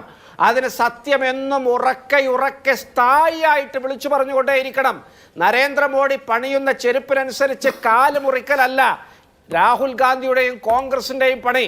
ഞങ്ങളുടെ നിലപാടുകൾ, ഞങ്ങളുടെ ആശയങ്ങൾ ഞങ്ങളത് ഉയർത്തിപ്പിടിക്കും. 100 തെരഞ്ഞെടുപ്പ് തോറ്റാലും അതിൽ മാറ്റമില്ല. അന്തിമമായിട്ട് ആ സത്യം ജയിക്കും. ആ വിജയത്തിലേക്കുള്ള വഴികൾ ഇവിടെ തുറന്ന് വരികയാണ്. നിങ്ങളൊരു കാര്യം ഓർക്കണം, ഇവിടെ ഞങ്ങൾ പറയുന്നത് ആദ്യം മുതലേ ഞങ്ങൾ പറയുന്നതാണ്, ഇന്നും ഞങ്ങൾ പറഞ്ഞുകൊണ്ടേയിരിക്കും. ഈ രാജ്യത്തെ ജനങ്ങൾ പട്ടിണിയെക്കുറിച്ചും തൊഴിലില്ലായ്മയെക്കുറിച്ചും ദാരിദ്ര്യത്തെക്കുറിച്ചും ഇവിടെ പാർപ്പിടമില്ലായ്മയെക്കുറിച്ചും ഒക്കെ ഈ രാജ്യത്തെ ജനങ്ങൾ ചിന്തിച്ചു തുടങ്ങിയിരിക്കുന്നു. എല്ലാ കാലത്തും ഹിന്ദുവും മുസ്ലിമുമാക്കി 2 കളത്തിൽ നിർത്താൻ നരേന്ദ്രമോദി തന്നെ മുന്നിട്ടിറങ്ങുന്ന തെരഞ്ഞെടുപ്പ് പ്രചരണങ്ങളിലൊക്കെ വശംവദരാകുന്ന ഒരു രാജ്യത്തെ ജനത എന്ന ദുഷ്പേര് മാറ്റാൻ ഈ രാജ്യത്തെ വോട്ടർമാർ മുന്നോട്ട് വരുന്ന സാഹചര്യം സംജാതമായിട്ടുണ്ട് മാധു. അല്ലാതെ ഞങ്ങൾ അത്തരത്തിലുള്ള നരേന്ദ്രമോദിയുടെ നെറേറ്റീവിനനുസരിച്ച് സ്വയം മാറാനോ അല്ലെങ്കിൽ നിലപാടുകളെ ബലികഴിക്കാനോ തയ്യാറല്ല. ഇവിടുത്തെ രാജ്യത്തെ ജനങ്ങൾ വലിയ പാരമ്പര്യമുള്ളവരാണ്. ചെറിയ ഇടക്കാലയളവിൽ അവരെ വഴിതെറ്റിക്കാൻ ഇവർക്ക് കഴിഞ്ഞിട്ടുണ്ടെങ്കിലും അതിൽ നിന്നൊക്കെ ഈ രാജ്യവും ഈ രാജ്യത്തെ ജനങ്ങളും തിരിച്ചു നടക്കുക തന്നെ ചെയ്യുമെന്നൊരു പ്രതീക്ഷയാണ് ഞങ്ങൾ നയിക്കുന്നത്. ഇവിടെ ന്യൂനപക്ഷങ്ങളെ അപരവൽക്കരിച്ചുകൊണ്ടും അവരെ ആട്ടിപ്പായിക്കാൻ ചൂണ്ടുവിരൽ പായിച്ചുകൊണ്ടും ഒക്കെ ഈ രാജ്യത്ത് ധ്രുവീകരണം ഉണ്ടാക്കുന്ന രാഷ്ട്രീയം ഇവിടെ പരസ്യമായി ചോദ്യം ചെയ്തു തുടങ്ങുകയാണ്. കാരണം ഈ രാജ്യം പടുകുഴിയിലേക്കാണ് വീഴുന്നത്. രാജ്യത്തിന്റെ ചരിത്രത്തിലെ ഏറ്റവും വലിയ തൊഴിലില്ലായ്മ 10-40 കോടി ജനങ്ങൾ ഒരു നേരത്തെ ആഹാരം മാത്രമായിട്ട് ചുരുങ്ങുന്ന അവസ്ഥ, 80 കോടി ജനങ്ങൾക്ക് ധാന്യം കൊടുത്തില്ലെങ്കിൽ അവർ പട്ടിണിയിലേക്ക് പോകുന്നൊരവസ്ഥ, പാർപ്പിടമില്ലാത്ത അവസ്ഥ, ആരോഗ്യരംഗം കുത്തഴിഞ്ഞൊരവസ്ഥ, രാജ്യത്തെങ്ങും വിഭവ കേന്ദ്രീകരണം, എത്ര വ്യാഖ്യാനിച്ചില്ലാതാക്കിയാലും പറയാനുള്ള സത്യങ്ങൾ ഇനിയും തുറന്നു പറയും എന്നുള്ളതിനാണ് കോൺഗ്രസിന്റെ ആത്മവിശ്വാസം. അങ്ങനെ BJP തയ്പ്പിച്ചു വെക്കുന്ന ചെരുപ്പിനൊപ്പം അളവ് മാറ്റാനുള്ളതല്ല കോൺഗ്രസിന്റെ പ്രത്യയശാസ്ത്രം എന്നും പറഞ്ഞു വെക്കുന്നു. ശരി, ഞാൻ അങ്ങനെയൊക്കെ വരാം. ശ്രീ ശങ്കുട്ടിദാസ്, അങ്ങനെ രാജസ്ഥാനിൽ ഇത്രയധികം സീറ്റുകളിൽ ലോക്സഭാ തെരഞ്ഞെടുപ്പിന്റെ ഒരു പാറ്റേൺ അനുസരിച്ച് BJPക്ക് അപ്രബാധിത്വം ഉള്ളതാണ്. ഇവിടെ കർണാടകയിലും സമാനമായ സാഹചര്യമാണുള്ളത്. നിങ്ങൾക്ക് കിട്ടും, നിങ്ങൾ മിഷൻ 400ലേക്ക് എഴുതി ചേർക്കുമെന്ന് ആത്മവിശ്വാസമുള്ള ഇടങ്ങളിൽ വരും ഘട്ടം നിങ്ങൾക്ക് ബുദ്ധിമുട്ടാകും എന്നുള്ളതാണ് കോൺഗ്രസിന്റെ തിയറി. കോൺഗ്രസ് ഉറച്ചു വിശ്വസിക്കുന്നു നിങ്ങളുടെ ഈ അമിത ആത്മവിശ്വാസം അങ്ങനെ തന്നെ നടക്കില്ല എന്ന്. അറിയില്ല ഈ കേരളത്തിലെ 2 അക്കം ഒക്കെ കൂട്ടിയാണോ നിങ്ങൾ ഈ മിഷൻ 400 ഉണ്ടാക്കിയത് എന്ന്. എന്നിരുന്നാൽ പോലും 3 അക്കം കടക്കില്ല ഇന്ത്യ മുന്നണി എന്നാണ് അദ്ദേഹം പറയുന്നത്. 3 അക്കം കടക്കില്ല ഇന്ത്യ മുന്നണി എന്ന് നിങ്ങൾ പരിഹസിക്കുമ്പോൾ 400 പോയിട്ട് നിങ്ങൾക്ക് കേവല ഭൂരിപക്ഷം പോലും കിട്ടില്ല എന്ന് ഇന്ത്യ മുന്നണി ആത്മവിശ്വാസം പ്രകടിപ്പിക്കുന്നു. അവരുടെ ആത്മവിശ്വാസം അവരെ രക്ഷിക്കട്ടെ. എന്തായാലും നമുക്ക് ജൂൺ 4-ാം തീയതി കാണാമല്ലോ. ഏതായാലും കഴിഞ്ഞ ഊഴത്തിലെ പോലെ തടസ്സപ്പെടുത്തൽ ഉണ്ടാവില്ല എന്ന് പ്രതീക്ഷിച്ചുകൊണ്ട് ചില കാര്യങ്ങൾ പറയാനുണ്ട്. കഴിഞ്ഞ തവണ കോൺഗ്രസിന്റെ മുദ്രാവാക്യത്തിന്റെ അപകടത്തെ സംബന്ധിച്ചാണ് നരേന്ദ്രമോദി പറഞ്ഞത്. ഏതെങ്കിലും ജാതി മത സമുദായങ്ങൾ അദ്ദേഹം ആക്ഷേപിച്ചിട്ടില്ല എന്ന് ഞാൻ പറഞ്ഞപ്പോൾ ഞാൻ അതിൻ്റെ ഒരു പദ്ധതി, ഒരു പ്രോസസ്സ് വിശദീകരിക്കാൻ ശ്രമിച്ചിരുന്നു. ആദ്യം കോൺഗ്രസിന്റെ മാനിഫെസ്റ്റോയിൽ ഇക്വിറ്റിയെ പറ്റി പറയുന്നു, ശേഷം രാഹുൽ ഗാന്ധി അത് എങ്ങനെ നടപ്പാക്കും എന്ന് പറയുന്ന പ്രൊസീജിയർ പറയുന്നു, അതിനുശേഷം സാം പിത്രോദ അതിന്റെ എങ്ങനെ നടപ്പാക്കും, അത് സ്വത്തിനെ തന്നെ ബാധിക്കുമെന്ന് വിശദീകരിച്ചുകൊണ്ട് സാം പിത്രോദ ഒരു സ്റ്റേറ്റ്മെന്റ് പറയുന്നു. സാം പിത്രോദ ഇന്ത്യൻ ഓവർസീസ് കോൺഗ്രസിന്റെ ചെയർമാനാണെന്നൊക്കെ ഞാൻ പറഞ്ഞപ്പോൾ നിങ്ങൾ ചോദിച്ചത് ആരാണ് ഈ സാം പിത്രോദ? സാം പിത്രോദയ്ക്ക് ഭരണത്തിൽ എന്ത് കാര്യം? അയാളുടെ പ്രസ്താവനയൊക്കെ നമ്മൾ ഗൗരവത്തിൽ എടുക്കേണ്ട ആവശ്യമുണ്ടോ എന്നാണ്. യഥാർത്ഥത്തിൽ ആരാണ് സാം പിത്രോദ? കഴിഞ്ഞ 40 വർഷം, ശരി ഓക്കെ ഞാനൊന്ന് പറഞ്ഞോട്ടെ, കഴിഞ്ഞ 40 വർഷത്തിനിടയ്ക്ക് ഈ രാജ്യത്ത് എപ്പോഴൊക്കെ കോൺഗ്രസ് അധികാരത്തിൽ വന്നിട്ടുണ്ടോ, PV നരസിംഹറാവുവിന്റെ കാലത്ത് ഒഴികെ, അപ്പോഴെല്ലാം പ്രധാനമന്ത്രിയുടെ അഡ്വൈസർ ആയിരുന്ന ആളാണ് സാം പിത്രോദ. 1984 ചിക്കാഗോയിൽ നിന്ന് ഇന്ദിരാഗാന്ധിയാണ് അദ്ദേഹത്തെ നാട്ടിലേക്ക് വിളിച്ചു വരുത്തുന്നത് പ്രധാനമന്ത്രിയുടെ അഡ്വൈസർ ആക്കാൻ. 1987 രാജീവ് ഗാന്ധി അദ്ദേഹത്തെ പ്രൈം മിനിസ്റ്റേഴ്സ് അഡ്വൈസർ ആക്കുന്നു, CDOTന്റെ ചെയർമാൻ ആക്കുന്നു. 2004 മൻമോഹൻ സിംഗ് അധികാരത്തിലേറുന്ന സമയത്ത് അദ്ദേഹത്തെ വീണ്ടും അപ്പോയിന്റ് ചെയ്യുന്നു. എന്തായിട്ട്? പ്രൈം മിനിസ്റ്റേഴ്സ് അഡ്വൈസർ ആയിട്ട്. മാത്രമല്ല നാഷണൽ നോളജ് കൗൺസിലിന്റെ ചെയർമാനായിട്ട്. 2005 അദ്ദേഹത്തെ നാഷണൽ ഇന്നൊവേഷൻ കൗൺസിലിന്റെ ചെയർമാനായിട്ട് അപ്പോയിന്റ് ചെയ്യുന്നു. ക്യാബിനറ്റ് റാങ്ക് കൊടുക്കുന്നു. അതായത് ക്യാബിനറ്റ് മിനിസ്റ്ററുടെ റാങ്കോടുകൂടി മൻമോഹൻ സിംഗിന്റെ മന്ത്രിസഭയിൽ 10 വർഷം പ്രവർത്തിച്ചിട്ടുള്ള ആളാണ്. ഇന്ദിരാഗാന്ധി മുതലുള്ള എല്ലാ കോൺഗ്രസ് പ്രധാനമന്ത്രിമാരുടെയും ഉപദേശകനായിരുന്ന ആളാണ്. കോൺഗ്രസിന്റെ കഴിഞ്ഞ 40 വർഷമായിട്ടുള്ള നയരൂപീകരണത്തിൽ നിർണായകമായിട്ടുള്ള പങ്ക് വഹിച്ചിട്ടുള്ള ആളാണ്. അദ്ദേഹം ഒരു കോൺഗ്രസിന്റെ പദ്ധതിയെ വിശദീകരിക്കുമ്പോൾ ആരാണ് ഈ സാം പിത്രോദ എന്ന് പറഞ്ഞതിനെ ലളിതവൽക്കരിക്കുന്നത് എങ്ങനെയാണെന്ന് എനിക്ക് മനസ്സിലാവുന്നില്ല. 2, പ്രധാനമന്ത്രി നരേന്ദ്രമോദിയുടെ പ്രസ്താവനയെ സംബന്ധിച്ച് അദ്ദേഹം മുസ്ലിങ്ങളെ നുഴഞ്ഞുകയറ്റക്കാരെന്ന് വിളിച്ചു, കൂടുതൽ കുട്ടികൾ ഉണ്ടാക്കുന്നവർ വിളിച്ചു എന്ന തെറ്റായിട്ടുള്ള ആരോപണം വീണ്ടും ഉന്നയിക്കപ്പെടുന്നതാണ് ഇവിടെ കണ്ടത്. പ്രധാനമന്ത്രി ഒരിക്കലും മുസ്ലിം സമൂഹത്തെ പറ്റിയിട്ടല്ല നുഴഞ്ഞുകയറ്റക്കാരെന്ന് പറഞ്ഞതോ കൂടുതൽ കുട്ടികൾ ഉണ്ടാക്കുന്നവരെന്ന് പറഞ്ഞതോ. പ്രധാനമന്ത്രിയുടെ പ്രസ്താവന ഈ പറയുന്ന വെൽത്ത് റീഡിസ്ട്രിബ്യൂഷനെതിരെയുള്ള പ്രസ്താവനയാണെങ്കിൽ അദ്ദേഹം അവിടെ ചോദിച്ചത് 3 ചോദ്യങ്ങളാണ്. ആർക്കാണ് നിങ്ങൾ ഈ സ്വത്ത് തിരിച്ചു കൊടുക്കാൻ പോകുന്നത്? 2006 നിങ്ങളുടെ പ്രധാനമന്ത്രിയായിട്ടുള്ള മൻമോഹൻ സിംഗ് പറഞ്ഞു, the minorities particularly the Muslim shall have the first right over the resources of this nation. ഈ രാജ്യത്തിന്റെ വിഭവങ്ങൾക്ക് മേലെ ആദ്യത്തെ അവകാശം ന്യൂനപക്ഷങ്ങൾക്ക്, അതിൽ തന്നെ പ്രത്യേകിച്ച് മുസ്ലിങ്ങൾക്കാണെന്ന് മൻമോഹൻ സിംഗ് പറഞ്ഞു. അതിന്റെ അടിസ്ഥാനത്തിൽ നിങ്ങൾ മുസ്ലിങ്ങൾക്കാണോ കൊടുക്കുന്നത്, അതോ നിങ്ങൾ കൂടുതൽ കുട്ടികളെ ഉണ്ടാക്കുന്നവർക്കാണോ കൊടുക്കുന്നത്? എന്തടിസ്ഥാനത്തിലാണ് പറയുന്നത്? രാഹുൽ ഗാന്ധിയുടെ മുദ്രാവാക്യത്തിന്റെ അടിസ്ഥാനത്തിലാണ് പറയുന്നത്. ജിത്ന ആബാദി ഉത്ന ഹക്ക്, എത്രയാണോ ജനസംഖ്യ അത്രത്തോളം അവകാശം. അപ്പൊ കൂടുതൽ കുട്ടികൾ ഉണ്ടാക്കുന്ന ആളുകൾക്കായിരിക്കും കൂടുതൽ അവകാശം കിട്ടുക, കൂടുതൽ ജനസംഖ്യ ഉണ്ടാക്കുന്നവർക്ക്. പിന്നീട് അദ്ദേഹം ചോദിക്കുന്നു, നിങ്ങൾ നുഴഞ്ഞുകയറ്റക്കാർക്കാണോ കൊടുക്കുക? CA NRC വിഷയത്തിൽ കോൺഗ്രസിന്റെ നിലപാട് എന്താണ്? NRC ഇവിടെ പാടില്ല, നുഴഞ്ഞു കയറിയിട്ടുള്ള ആളുകൾക്കും അഭയാർത്ഥികൾക്കും പൗരന്മാരുടെ അതേ സ്റ്റാറ്റസ് തന്നെയാണ്. അതിൽ നുഴഞ്ഞുകയറ്റക്കാരെ നമ്മൾ ഏതെങ്കിലും തരത്തിൽ ഡിസ്ക്രിമിനേറ്റ് ചെയ്യേണ്ട ആവശ്യമില്ല എന്നതാണ്. അപ്പോൾ നിങ്ങൾ ഈ പൗരന്മാർക്കുള്ള അവകാശം നുഴഞ്ഞുകയറ്റക്കാർക്കും കൊടുക്കുമോ? ഞാനൊരു കാര്യം ചോദിക്കട്ടെ, ഈ നിങ്ങൾ പിണറായി വിജയൻ സർക്കാരിനെതിരെ നമ്മളൊരു വിമർശനം നടത്തുകയാണ്. ഈ സാമൂഹ്യ സുരക്ഷാ പെൻഷൻ, സാമൂഹ്യക്ഷേമ പദ്ധതികളിൽ കൊടുക്കേണ്ട പെൻഷൻ ഒന്നും കൊടുക്കാതെ ഈ പണം മുഴുവൻ പിടിച്ചു വെച്ചിട്ട് നിങ്ങൾ എന്താണ് ചെയ്യാൻ പോകുന്നത്? ഇത് നിങ്ങൾ നിങ്ങളുടെ കുടുംബാംഗങ്ങൾക്കാണോ കൊടുക്കാൻ പോകുന്നത്? അതോ നിങ്ങൾ കരിമണൽ കർത്തയെ പോലത്തെ വ്യവസായികൾക്കാണോ കൊടുക്കാൻ പോകുന്നത്? അതോ നിങ്ങൾ DYFIയിലെ സഖാക്കൾക്കാണോ കൊടുക്കുന്നതെന്ന് ചോദിച്ചാൽ അതിൻ്റെ അർത്ഥം പിണറായി വിജയന്റെ കുടുംബാംഗങ്ങൾ കരിമണൽ കർത്ത പോലെയുള്ള വ്യവസായികളാണ്, അവരൊക്കെ ഡിവൈഎഫ്ഐ സഖാക്കളുമാണ് എന്നല്ല. ഇത് 3 പ്രസ്താവനകളാണ്.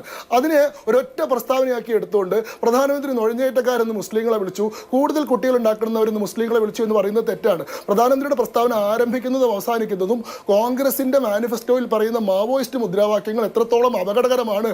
ഇത് അൾട്രാ അർബൻ നക്സലുകൾ, അൾട്രാ ലെഫ്റ്റിസ്റ്റുകൾ കോൺഗ്രസിനെ ബാക്ക് സീറ്റ് ഡ്രൈവിംഗ് നടത്തിയിരുന്ന കാലം മാറി അവർ ഫ്രണ്ട് സീറ്റ് ഡ്രൈവിംഗ് നടത്തി തുടങ്ങി എന്ന് പറഞ്ഞിട്ടാണ് അദ്ദേഹത്തിന്റെ സംവരണവുമായി ബന്ധപ്പെട്ട പ്രസ്താവന. ഭരണഘടനയിൽ ഇല്ലാത്തൊരു സംഭവമാണ് മതസംവരണം. മതസംവരണം പാടില്ലെന്ന് ഭരണഘടനാ നിർമ്മാതാക്കൾ പറഞ്ഞിട്ടുള്ളതാണ്.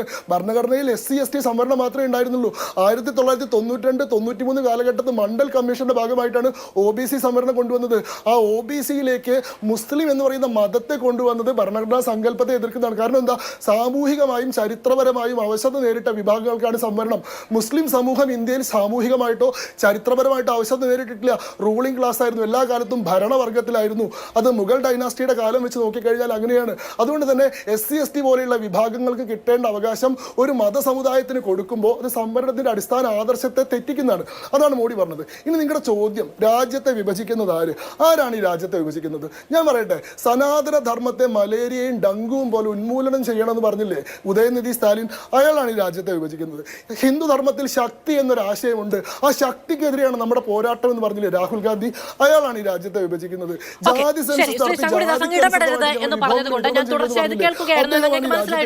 എനിക്ക് ചില കാര്യങ്ങൾ ചോദിക്കാനുണ്ട്. ശ്രീ ശങ്കുട്ടിദാസ്, അങ്ങ് പറഞ്ഞത് കൂടുതൽ കുട്ടികൾ ഉണ്ടാക്കുന്നത് എന്ന് പറയുന്നത്, ശ്രീ ശങ്കുട്ടിദാസ് നമുക്ക് ചോദിച്ചു മറിച്ചും പോകാലോ. കൂടുതൽ കുട്ടികളെ ഉണ്ടാക്കുന്നത് എന്ന് പറയുന്നത് കൊണ്ട് മുസ്ലിം സമുദായത്തെ ഉദ്ദേശിച്ചിട്ടില്ല. എത്ര ജനസംഖ്യയോ അത്ര പ്രാതിനിധ്യം എന്നാണ് പറയുന്നത്. അപ്പൊ കൂടുതൽ കുട്ടികളെ ഉണ്ടാക്കുന്നവർക്കാണോ നിങ്ങൾ കൊടുക്കാൻ പോകുന്നത് എന്ന് ചോദിച്ചു എന്ന്. ഇന്ത്യൻ ജനസംഖ്യയിലെ ഭൂരിപക്ഷം ആരാണ് ശ്രീ ശങ്കുട്ടിദാസ്? കൂടുതൽ ഈ പറയുന്ന ജനസംഖ്യയുടെ ഭാഗമാണെങ്കിൽ ഈ അവകാശം ആർക്കാണ് കിട്ടുക? അപ്പോ അത് എങ്ങനെയാണ് വിശദീകരിക്കുന്നത്? നിങ്ങൾ ഹിന്ദുക്കൾക്കാണോ കൊടുക്കാൻ പോകുന്നത് എന്നാണോ പ്രധാനമന്ത്രി ഉദ്ദേശിച്ചിട്ടുണ്ടാവുക എന്ന് എനിക്ക് മനസ്സിലാകുന്നില്ല.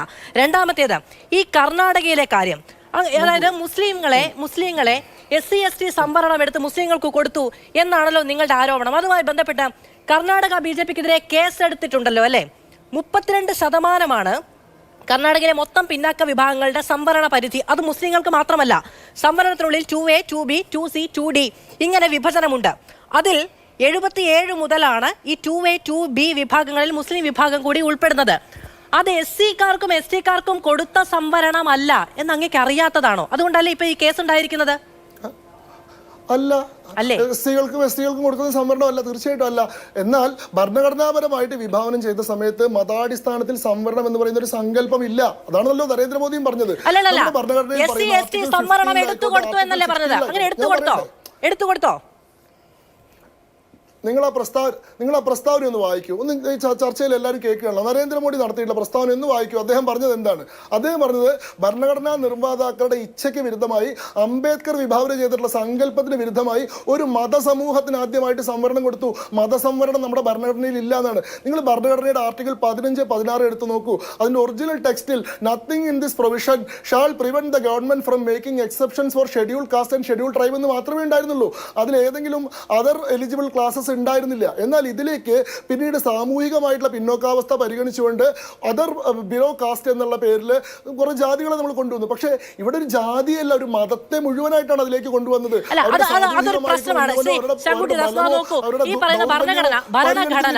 ഭരണഘടന മതത്തിന് പേരിൽ സംവരണത്തിന് നിർദ്ദേശിച്ചിട്ടില്ല എന്ന് പറയുന്നത് അങ്ങ് പറയുന്നത് ശരിയാണ്. പക്ഷെ ഇവിടെയുള്ള മൊത്തം 32% എന്ന് പറയുന്നത് മുസ്ലിങ്ങളും SC/ST വിഭാഗവും ഒക്കെ ഉൾപ്പെടുന്നതാണ്. കർണാടകയിലെ മൊത്തം സംവരണ % എന്ന് പറയുന്നത് അങ്ങനെ ഉൾപ്പെടുന്നതാണ്. അവിടെയാണ് ഇപ്പൊ നോക്കൂ, കോൺഗ്രസിന്റെ പ്രകടന പത്രികയ്ക്കെതിരെ BJP ഉന്നയിച്ച ആരോപണങ്ങൾ എന്തൊക്കെയാണ്? ഹിജാബുമായി ബന്ധപ്പെട്ട പരാമർശം, പൊതു സ്വത്ത് മുസ്ലിങ്ങൾക്ക് വീതിച്ചു നൽകും എന്ന് പറയുന്നത്, അവർക്ക് വേണ്ടി പ്രത്യേക സംവരണം ഉണ്ടാക്കും എന്ന് പറയുന്നത്. ഇതിനെല്ലാം എതിരെ കൃത്യമായ വിശദീകരണം സിദ്ധരാമയ്യ തന്നെ കഴിഞ്ഞ ദിവസം പറഞ്ഞിട്ടുണ്ട്. 974 പിന്നാക്ക വിഭാഗങ്ങളെ കുറിച്ച് പഠിച്ച LG ഹവനൂർ കമ്മീഷന്റെ റിപ്പോർട്ട് പ്രകാരമാണ് ഈ സംവരണം നടപ്പിലാക്കിയത്. അത് പതിവുള്ളതാണല്ലോ. അവിടുത്തെ പ്രശ്നം നിങ്ങൾക്ക് ഇപ്പോഴും മനസ്സിലാവുന്നില്ല. പിന്നോക്ക വിഭാഗങ്ങളെ പറ്റി പഠിക്കുന്ന കമ്മീഷനുകളുടെ നിർദ്ദേശങ്ങൾ നടപ്പിലാക്കാം. അതിന് ഏത് വിഭാഗത്തിനാണോ പിന്നാക്കാവസ്ഥയിൽ, ഇപ്പൊ മുസ്ലിം എന്ന് പറയുന്ന മതത്തിനുള്ളിലെ ഏതെങ്കിലും പ്രത്യേക സാമൂഹിക വിഭാഗങ്ങൾക്ക് ആവശ്യതയുണ്ടെങ്കിൽ അവരെ നമുക്കൊരു പ്രത്യേക ക്ലാസ്സോ കമ്മ്യൂണിറ്റിയോ ആയി കണക്കാക്കിയിട്ട് അവർക്ക് സംവരണം കൊടുക്കാം. ഒരു റിലീജിയന് മൊത്തം എങ്ങനെയാണ് സംവരണം കൊടുക്കുന്നത്? അതായത് ഇപ്പോൾ മുസ്ലിം ആയിട്ടുള്ള പാണക്കാട് തങ്ങൾക്കും അതേ സംവരണത്തിന് ആനുകൂല്യമുണ്ട്, മറ്റുള്ള OBC സംവരണം കിട്ടുന്ന അതേ ആളുകളുടെ അതേ ആനുകൂല്യത്തിന് ഏതെങ്കിലും കാലഘട്ടത്തിൽ സാമൂഹികമോ ചരിത്രപരമോ ആയിട്ടുള്ള അവശത നേരിട്ടിട്ടില്ലാത്ത, ഒരു കാലത്തും വിവേചനം നേരിട്ടിട്ടില്ലാത്ത, എല്ലാ കാലത്തും ഈ പറയുന്ന സവർണ സമൂഹങ്ങളുടെ അതേ പ്രിവിലേജുകളും അതേ ടൈറ്റിലുകളും അനുഭവിച്ചിട്ടുള്ള, മതാധികാരം കൊണ്ട് ഒരു സമൂഹത്തിന് മേലെ നിർണായകമായിട്ടുള്ള അധികാരങ്ങൾ ഉപയോഗിച്ചിട്ടുള്ള രാജവംശങ്ങളിലെ ആളുകൾ പോലും, പാറക്കൽ രാജവംശത്തിലെ ആളാണ്, അവർക്കും ഇവിടെ OBC സംവരണം കിട്ടുന്നുണ്ട്. ഇതെങ്ങനെയാണ് ഒരു പ്രായോഗികമായിട്ടുള്ള സംവരണ പദ്ധതി ആവുന്നത്? ഇതാണ് ഇവിടുത്തെ ചോദ്യം. ഭരണഘടന നിലവിൽ വന്ന സമയത്ത് 1950 സംവരണം എന്ന് പറഞ്ഞ് 22.5% ആണ്. 15% SCയും 7.5% ഈ പറയുന്ന മൻമോഹൻ സിംഗിന്റെ പ്രസ്താവന പ്രചാരണായുധമാക്കുന്ന സമയത്ത് ഈ ഇന്ത്യ TV നടത്തിയ ഫാക്ട് ചെക്ക് പറയുന്നത്, മുൻ പ്രധാനമന്ത്രി പറഞ്ഞിരിക്കുന്നത് Muslims if they are poor എന്നാണ്, how the first right to the country's resource എന്നാണ് ഫാക്ട് ചെക്ക് പറയുന്നത്. അങ്ങനെയാണ്, അല്ലാതെ എല്ലാ മുസ്ലിങ്ങൾക്കും അങ്ങ് വിഭജിച്ച് കൊടുത്തേക്കാം എന്നല്ല എന്നത് ഫാക്ട് ചെക്ക് നടത്തി ഈ പറയുന്ന ദേശീയ മാധ്യമങ്ങൾ പറഞ്ഞിരിക്കുന്ന ഒരു കാര്യമാണ്. അതിന് ക്ഷമിക്കണം, ഞാൻ അങ്ങനെയൊക്കെ വരാം. ശ്രീ എസ് സമ്പത്ത്, പ്രധാനമന്ത്രിയുടെ പ്രസ്താവന മുസ്ലിം സമുദായത്തെ ഉന്നയിച്ചുള്ളതല്ല, മുസ്ലിം സമുദായത്തെ ഉദ്ദേശിച്ചുള്ളതല്ല എന്നുള്ളതാണ് BJP പറയുന്നത്. നുഴഞ്ഞുകയറ്റക്കാരെന്നോ കൂടുതൽ കുട്ടികളെ പ്രസവിക്കുന്നവരെന്നോ പറഞ്ഞിട്ടില്ല. അപ്പൊ പിന്നെ പ്രധാനമന്ത്രി ഉദ്ദേശിച്ചത് ഹിന്ദുക്കളെയാണോ? മധു, ഇവിടെ ഇക്കാര്യത്തിൽ സംബന്ധിച്ച ഒരു കാര്യം, ശ്രീ നരേന്ദ്രമോദിയുടെ ഈ തെരഞ്ഞെടുപ്പ് കാലത്തെ ഒന്നിലേറെ പ്രസംഗങ്ങൾ നിരവധി മാധ്യമങ്ങളിൽ റിപ്പോർട്ട് ചെയ്തു വന്നിട്ടുള്ളത്, ഇംഗ്ലീഷ്, ഹിന്ദി, നമ്മുടെ മലയാള ഭാഷാ പത്രങ്ങളിലും മാധ്യമങ്ങളിലും റിപ്പോർട്ട് ചെയ്തിട്ട് വന്നിട്ടുള്ളത്, സോഷ്യൽ മീഡിയയിൽ അത് ലൈവായി വന്നിട്ടുള്ളത്, അത് BJPയുടെയും RSSൻ്റെയും പ്രവർത്തകർ തന്നെ ആ വിധത്തിൽ ലൈവായി അതിൻ്റെ സംപ്രേഷണം നടത്തിയിട്ടുള്ളത്. ഇതെല്ലാം നമ്മൾ കണ്ടതാണ്, കേട്ടതാണ്, ചർച്ച ചെയ്തുകൊണ്ടേയിരിക്കുന്നതായ കാര്യമാണ്. ഇത് അങ്ങേയറ്റം വിഷലിപ്തമാണ്. വിഷലിപ്തം എന്നുള്ളത് വിഷലിപ്തം തന്നെ, അതിന് മറ്റൊരു പദപ്രയോഗവും നമ്മൾ കൊടുക്കേണ്ടതായിട്ടില്ല. നാവിൻ്റെ തുമ്പിൽ നിന്ന് അത്തരത്തിൽ മരണത്തിൻ്റെ വിഷത്തെ അങ്ങനെ വമിപ്പിക്കുന്നതായിട്ട് വരുന്നു എന്ന് പറയുമ്പോൾ തെരഞ്ഞെടുപ്പ് പെരുമാറ്റച്ചട്ടത്തിൻ്റെ ലംഘനമല്ലേ? അത് തെരഞ്ഞെടുപ്പ് പെരുമാറ്റച്ചട്ടത്തിൻ്റെ ലംഘനമാണ്, പൂർണ്ണമായ ലംഘനമാണ്. എന്തുകൊണ്ട് തെരഞ്ഞെടുപ്പ് കമ്മീഷൻ അത് ഇടപെടുന്നില്ല എന്നുള്ളത്, CPIMൻ്റെ നേതാക്കൾ അത്തരത്തിൽ ഒരു പരാതി കൊടുക്കണമെന്നോ അല്ലെങ്കിൽ കോൺഗ്രസിൻ്റെ നേതൃത്വം പരാതി കൊടുക്കണമെന്നോ ഒന്നും അവിടെ ഇല്ല.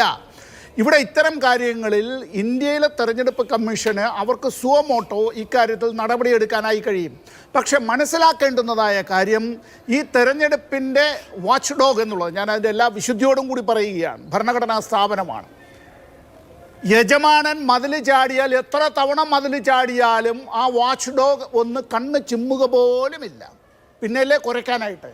ഇതാണ് ഇന്ത്യയിലെ തെരഞ്ഞെടുപ്പ് കമ്മീഷൻ എത്തപ്പെട്ടിരിക്കുന്നത്. ഗോയലിൻ്റെ രാജി എന്തുകൊണ്ട് എന്നുള്ളതിനെ സംബന്ധിച്ച് രാജ്യത്തിന് അറിയണമെന്ന് ആഗ്രഹമുണ്ടെങ്കിലും ആർക്കും അറിയാനായി കഴിയുന്നില്ല എന്നുള്ളതും, അത് കൃത്യമായി എങ്ങനെയാണ് ഈ പറയുന്നത് പോലെ മിനിറ്റുകൾ കൊണ്ട് മാനിപ്പുലേഷൻസ് നടത്തി അത്തരത്തിൽ തങ്ങൾക്ക് വരുതിയിൽ നിൽക്കാവുന്ന ആളുകളെ, അതുമായി ബന്ധപ്പെട്ട് തന്നെ ഈ ലോക്സഭയിലെ പ്രതിപക്ഷ ഗ്രൂപ്പിൻ്റെ നേതാവ് തന്നെ പറഞ്ഞിട്ടുണ്ടല്ലോ ഇക്കാര്യത്തെ സംബന്ധിച്ച്, എൻ്റെ മുന്നിലേക്ക് കമ്മിറ്റിക്ക് വരുമ്പോൾ കുറേ ആളുകളുടെ പേര് വിവരങ്ങൾ വരുന്നു എന്നുള്ളതല്ലാതെ അവരെ സംബന്ധിച്ചുള്ള ബാക്ക് ഹിസ്റ്ററി മറ്റൊന്നും എൻ്റെ മുന്നിലേക്കില്ല, എനിക്കിത് വെരിഫൈ ചെയ്യാനായി കഴിയുന്നില്ല എന്നുള്ളതും ഇങ്ങനെയാണ് ഇവിടെ നടക്കുന്നത്. എന്ന് മാത്രമല്ല, സുപ്രീം കോടതിയുടെ ചീഫ് ജസ്റ്റിസിനെ അടക്കം അതിൽ നിന്ന് പുറത്താക്കിക്കൊണ്ടാണ് ഇത്തരം കാര്യങ്ങൾ നടത്തുക. സുപ്രീം കോടതിയുടെ ചീഫ് ജസ്റ്റിസ് ഉണ്ടാകണമെന്ന് സുപ്രീം കോടതിയുടെ വിധി ഉള്ളപ്പോൾ ആ വിധിയെ മറികടക്കാനായി അത്തരത്തിൽ പുതിയ ഒരു നിയമനിർമ്മാണം കൊണ്ടുവരുന്നു എന്നുള്ളത്. ഇവിടെ ഞാൻ ഈ പറഞ്ഞ കാര്യങ്ങളിൽ നമ്മുടെ ഇവിടെ ഈ സാമ്പത്തികമായ അസന്തുലിതാവസ്ഥയും ഇതുമായി ബന്ധപ്പെട്ടാണ് ഈ ചർച്ച നടക്കുന്നതെങ്കിൽ, പ്രിയപ്പെട്ട ശംഖു പറഞ്ഞതിനകത്തൊരു ഫാക്ച്വൽ എററുണ്ട്. എന്താണെന്നറിയോ? ഇന്ത്യയുടെ ഭരണഘടനാ നിർമ്മാണ സമിതി അംഗീകരിച്ച് നമ്മുടെ മുന്നിലേക്ക് വരുന്ന സമയത്ത് അതിനകത്ത് സംവരണം എന്നൊരു കാര്യം ഇല്ല. Balaji versus state of Mysore എന്നുള്ളൊരു കേസുണ്ട്. Balaji versus state of Mysore എന്നുള്ള കേസ് ഈ രാജ്യം ഉള്ളിടത്തോളം കാലം നിയമ വിദ്യാർത്ഥികൾ പഠിച്ചേ മതിയാകും.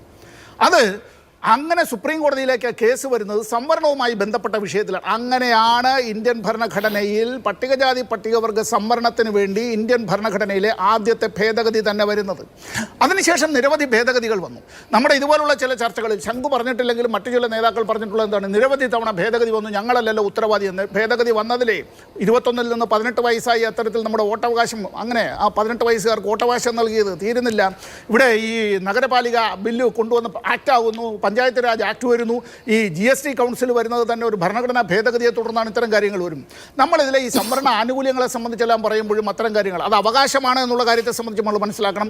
ഇവിടെ മണ്ഡൽ കമ്മീഷൻ റിപ്പോർട്ട് വന്നത് ഭരണത്ത് വർഷങ്ങളോളം വെച്ചുകൊണ്ടിരിക്കുമ്പോൾ അത് നടപ്പാക്കുന്നതിനുള്ള ധൈര്യവും മാർജവും കാണിച്ചത് VP സിംഗിൻ്റെ ഗവൺമെൻറ്റാണ്. ആ ഗവൺമെൻറ് അതുകൊണ്ട് തന്നെ അട്ടിമറിക്കപ്പെട്ടു എന്നുള്ളതൊരു കാര്യം.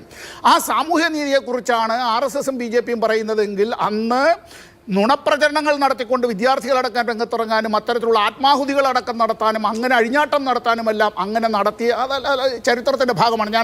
ഞാൻ ആ മുറിവുകളൊന്നും ഇപ്പോൾ മാന്തി പുണ്ണാക്കുന്നില്ല. ഇവിടെ ഇന്ത്യയുടെ പാർലമെൻറ്റിൽ ഇന്നത്തെ ഗവൺമെൻറ് രണ്ടാം NDA ഗവൺമെൻറ് നൽകിയിട്ടുള്ള കണക്ക് ഞാനെന്ന് പറയാം. നമ്മുടെ സിവിൽ സർവീസ് ഉണ്ടല്ലോ, ആ സിവിൽ സർവീസ് ഇന്ത്യയിലെ മറ്റു പിന്നോക്ക വിഭാഗങ്ങൾ എന്നുള്ളത് മൊത്തം ജനസംഖ്യയുടെ 50% ഉണ്ട് എന്നുള്ള കാര്യത്തിൽ നമുക്കാർക്കും ഒരു തർക്കമില്ല. നമ്മൾ 3 പേരും 3 വ്യത്യസ്ത രാഷ്ട്രീയ ചേരികളിലാണ് നിൽക്കുന്നതെങ്കിൽ നമുക്കൊരു തർക്കമില്ല. It's A fact. Facts do not cease to exist because they are ignored.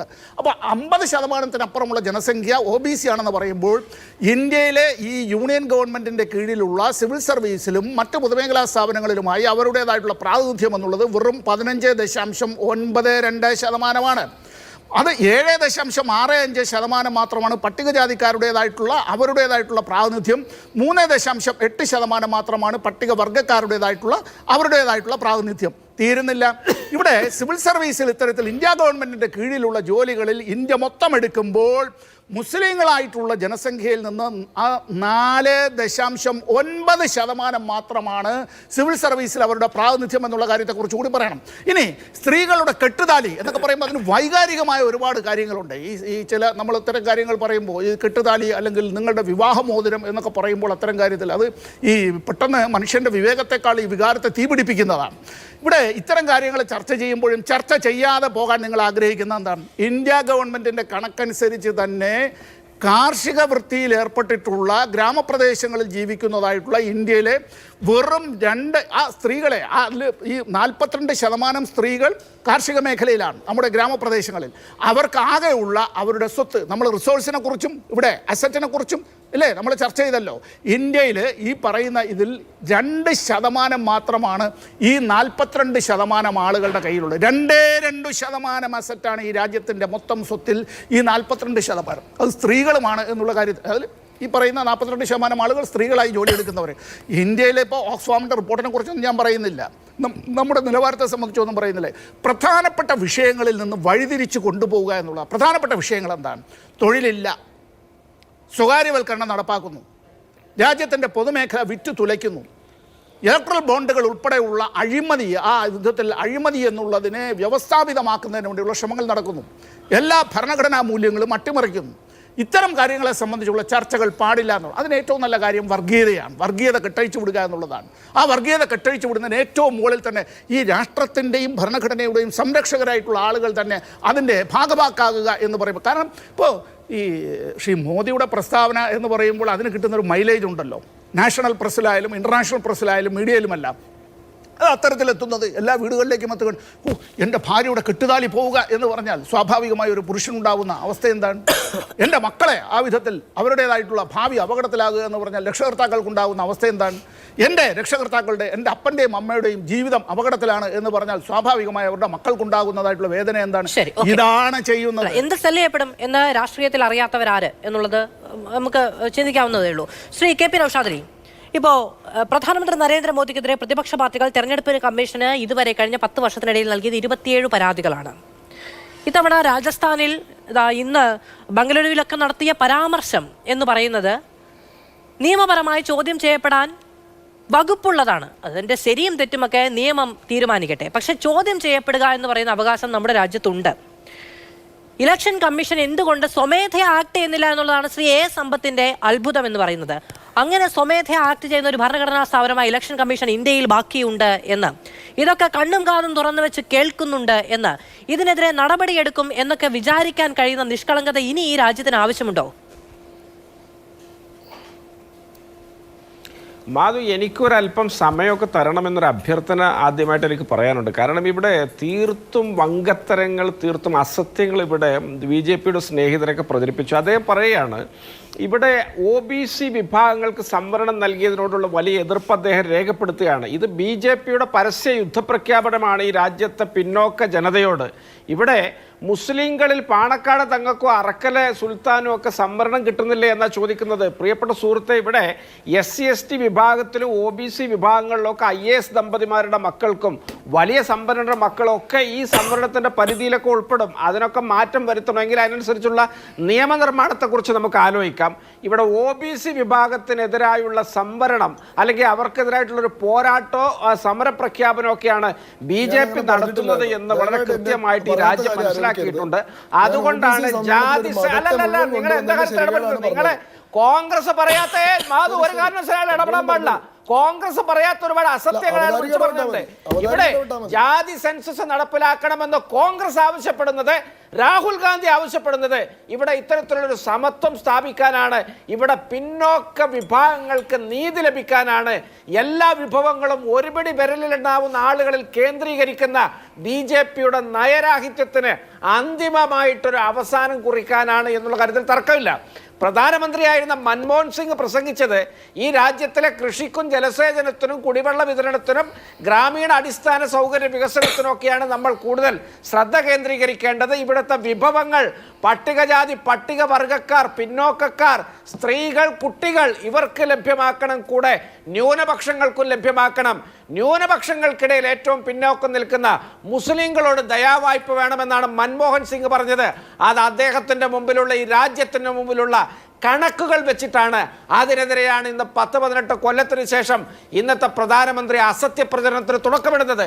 പിന്നെ ഇവിടെ പൗരത്വ നിയമം പറഞ്ഞു, ഞങ്ങൾ പൗരത്വം നൽകാൻ എല്ലാവർക്കും നൽകണം, എല്ലാ നുഴഞ്ഞുകയറ്റക്കാർക്കും നൽകണമെന്നാണ് കോൺഗ്രസ് പറയുന്നതെന്നാണ് അദ്ദേഹം പറയുന്നത്. സുഹൃത്തെ, 955 ഡിസംബറിൽ ഇവിടെ പൗരത്വ നിയമം പാസ്സാക്കിയത് കോൺഗ്രസിൻ്റെ ഗവൺമെൻറ്റാണ്. 986-ൽ, 93-ൽ, 2003-ലൊക്കെ ഇതിന് ഭേദഗതികൾ വന്നിട്ടുണ്ട്, 2006-ലും വന്നിട്ടുണ്ട്.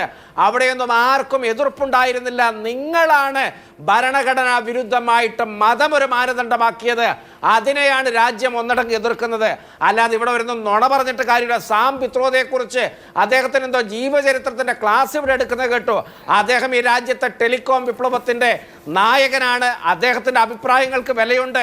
പക്ഷേ അദ്ദേഹം പല അഭിപ്രായങ്ങൾ, വളരെ ആധുനികമായ, വളരെ പുരോഗമനപരമായ അഭിപ്രായങ്ങളൊക്കെ പറയും. ആ അഭിപ്രായങ്ങളൊക്കെ കോൺഗ്രസിൻ്റെ നയമായി മാറണമെന്നില്ല. അതിലെ നല്ല വശങ്ങൾ നയമായിട്ട് മാറാനിവിടെയുണ്ട്. കോൺഗ്രസിനെ സംബന്ധിച്ചിടത്തോളം ഈ രാജ്യത്തിൻ്റെ 50% വരുന്ന വിഭവങ്ങൾ ഒരു പിടി വിരലിലെണ്ണാവുന്ന സഹസ്ര കോടീശ്വരന്മാരുടെ കയ്യിലേക്ക് കേന്ദ്രീകരിച്ച BJPയുടെ അദാനി അംബാനി വ്യവസ്ഥിതിക്ക് അറുതി വരുത്തും.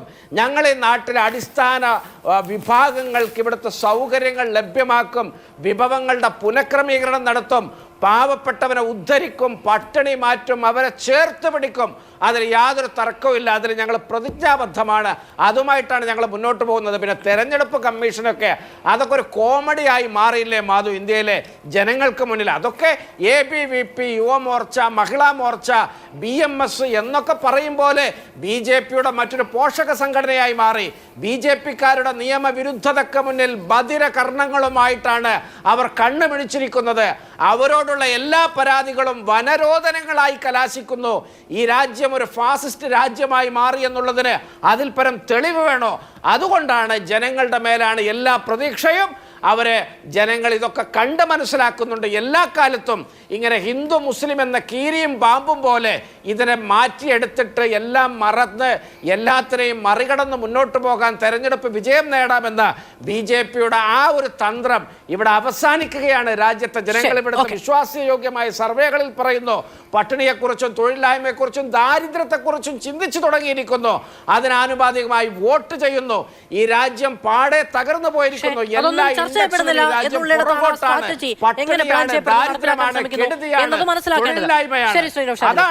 ശ്രീ ശങ്കുട്ടിദാസ്, നമ്മുടെ പ്രധാനമന്ത്രി നരേന്ദ്രമോദി, BJPയുടെ കാര്യങ്ങൾ പറയുന്ന വക്താക്കൾ, ദേശീയ നേതാക്കൾ എല്ലാവരും വസ്തുതകളുടെ അടിസ്ഥാനത്തിൽ മാത്രം പറയുകയും അത് മറ്റുള്ളവർ തെറ്റായി വ്യാഖ്യാനിക്കുകയും ചെയ്യുകയാണല്ലോ. ഇപ്പോൾ പ്രധാനമന്ത്രി പറഞ്ഞിരിക്കുന്ന ഒരു കാര്യം, ദക്ഷിണേന്ത്യയെ വിഭജിച്ച് പ്രത്യേക രാഷ്ട്രമാക്കണമെന്ന് ആവശ്യപ്പെട്ട് കോൺഗ്രസ് വോട്ട് പിടിക്കുന്നു. എവിടെയാണ് അത് അദ്ദേഹത്തിന്റെ ശ്രദ്ധയിൽപ്പെട്ടത്? അങ്ങനെയാണെങ്കിൽ BJP അതിനെതിരെ പരാതിയുമായി മുന്നോട്ട് പോകും. രാജ്യത്തിന്റെ അഖണ്ഡതയ്ക്കെതിരായ നടപടിയാണ് ഒരു തെരഞ്ഞെടുപ്പ് കാലത്ത് ഉണ്ടാകുന്നത്. അങ്ങനെ ഉണ്ടെങ്കിൽ അല്ലെ, അപ്പൊ അത് എവിടെയാണെന്നാണ് BJP ഇത് സ്പോട്ട് ചെയ്തിരിക്കുന്നത്. ഒപ്പം ഈ PFIയുമായി കോൺഗ്രസിന് ഇടപാടുകളുണ്ട്.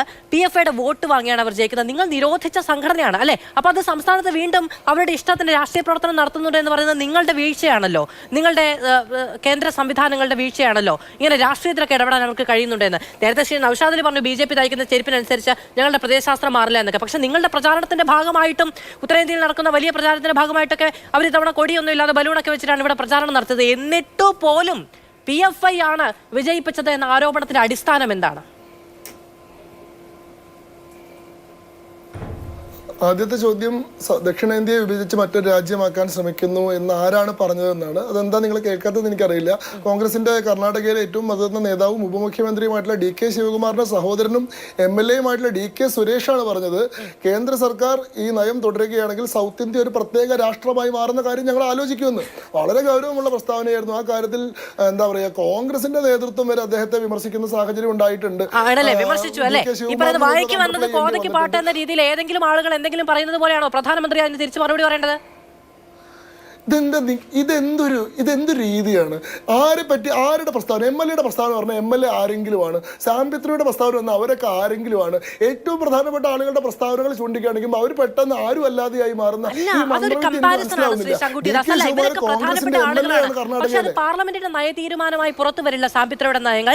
ഇപ്പോ DK ശിവകുമാറിന്റെ അനിയൻ എന്തെങ്കിലും പറഞ്ഞിട്ടുണ്ട് എങ്കിൽ അത് നിയമപരമായ ചോദ്യം ചെയ്യപ്പെടേണ്ടത് തന്നെയാണ്. പക്ഷെ അങ്ങനെയാണെങ്കിലും അത് പ്രധാനമന്ത്രി ഏറ്റെടുത്ത് മറുപടി പറയുന്നത് അതിന്റെ ഗൗരവം വർദ്ധിപ്പിക്കില്ലേ? മറുപടി പറയണമല്ലോ, തീർച്ചയായിട്ടും. ഈ രാജ്യത്തിന്റെ ഐക്യത്തെയും അഖണ്ഡതയും സംരക്ഷിക്കുമെന്ന് ഭരണഘടനയെ തൊട്ട് സത്യപ്രതിജ്ഞ ചെയ്ത് അധികാരത്തിലേറ്റുള്ള പ്രധാനമന്ത്രി ഈ രാജ്യത്ത് ഇത്തരം പ്രസ്താവനകൾ വരുമ്പോൾ ഈ രാജ്യത്തെ സൗത്ത് ഇന്ത്യ ഒരു പ്രത്യേക രാജ്യമായി മാറാൻ പോവാണെന്ന് കോൺഗ്രസിന്റെ ഒരു MLA പ്രസ്താവിക്കുന്നു.